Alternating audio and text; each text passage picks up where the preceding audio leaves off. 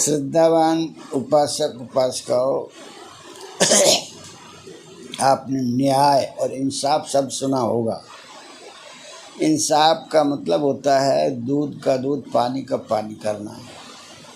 लेकिन इससे भी बड़ा कोई शब्द क्या हो सकता है आपके दिमाग में? आप कहेंगे नहीं हो सकता है। बुद्ध ने इससे भी बड़ा शब्द बताया है, वो है करुणा। करुणा और न्याय में ये अंतर होता है। जैसे मान लीजिए एक व्यक्ति ने जो है किसी व्यक्ति की चोरी करी, 100 रुपये मान लो उसने किसी के चुरा लिए और वो चोरी करते पकड़ा गया। चोरी करते पकड़ा गया तो इंसाफ तो ये कहता है कि उसके 100 रुपये छीन लो और उसे जेल में डाल दो। लेकिन करुणा ये कहती है कि भाई उससे पूछो कि तैने चोरी क्यों करी। तो वो कहता है बाबूजी हमारी पत्नी बीमार थी, मेरे पास पैसा नहीं था और बिना दवा के वो मर जाएगी, इसलिए उस दवा के लिए मुझे आपकी चोरी करनी पड़ी। तो जो व्यक्ति की चोरी करी वो उसके अंदर यदि करुणा है तो कहेगा बेटा भैया तो ये 100 रुपये ले जा और 100 रुपये ले जा, तो अपनी पत्नी का इलाज करा और ज़रूरत पड़े तो मुझे बताना। करुणा ये कहती है। और न्याय करते यदि तो उसको जेल में डाल देते और उसकी पत्नी मर जाती और फिर उसके बच्चों का क्या हाल होता कोई पता नहीं, समझ सकते आप अंदाज़ा लगा सकते। तो इसलिए न्याय से बड़ी करुणा होती है। इसी तरह कई करुणा पर एक ऐतिहासिक उदाहरण भी है बुद्ध काल का।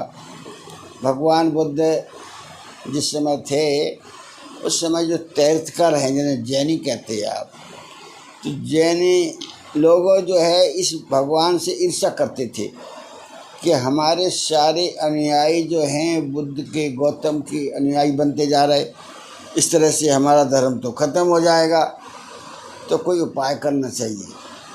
तो उन्होंने चिंचा नाम के एक साध्वी जैन को देखो, हमारे सभी साथी जो हैं गौतम के अनुयायी बनते जा रहे, तो ऐसे तो हमारा धर्म ख़त्म हो जाएगा, क्या तुम्हें अच्छा लगेगा? तो बोली कि नहीं अच्छा तो नहीं लगेगा, कि तो कुछ करो। कि मैं क्या करूं? तो उसे समझाया कि तुम रोज़ाना गौतम के आश्रम शाम को जाया करो और देर रात को लौट के आया करो। कोई पूछे कि तुम कहाँ गई तो बताया करो कि गौतम के आश्रम में गए थे, मतलब तुम्हें मैं गौतम के पास गई थी। इस तरह से वो जाती रही 9 महीने तक और 10वें महीने वो अपने षड्यंत्र के तहत जैसे समझाया था अपने पेट पर एक लकड़ी का टुकड़ा बांध करके और कपड़े पहन करके गर्भवती सा वेश बना करके मुँह सुजा करके और बुद्ध के पास पहुंची। और बुद्ध उस समय देश न कर रहे थे, राजा महाराजा बैठे थे, उपासक उपासिकाएं बहुत सारे लोग बैठे थे। बुद्ध देश न कर रहे थे, लोग सुन रहे थे। और चिंचा वहाँ पहुँची और कहने लगी अरे तू यहाँ भाषण कर रहा है, तुझे इसकी फिक्र नहीं है? इसका कोई इंतज़ाम कर दूँ? और तेरे बस का नहीं है तो तेरी उपासिका हैं, उपासक हैं, श्रद्धालु, उनसे कहे वो इंतज़ाम करें। तो बुद्ध बोले कि बहन इसका रास्ता तुम जानती है, मैं जानता हूँ, और कौन जानेगा? हमने तुमने तो किया है तो हम ही तुम तो जानेंगे और कौन जानेगा। ऐसे ज़ोर ज़ोर से वो चिंचा चिल्ला रही थी तो उसे खांसी उठ गई। खांसी उठ गई तो ज़ोर ज़ोर से खांसने लगी, तो पेट पे बंधी हुई रस्सी थी वो ढीली हुई और वो लकड़ी का टुकड़ा उसके पैरों पे गिरा, उसकी पोल खुल गई। तो लोग छीछी करने लगे, उसको पत्थर मारने लगे, क्रोधित हुए। तो भगवान बोले अरे इस बेचारी को क्यों मार रहे हो जब इसको मैंने ही माफ़ कर दिया।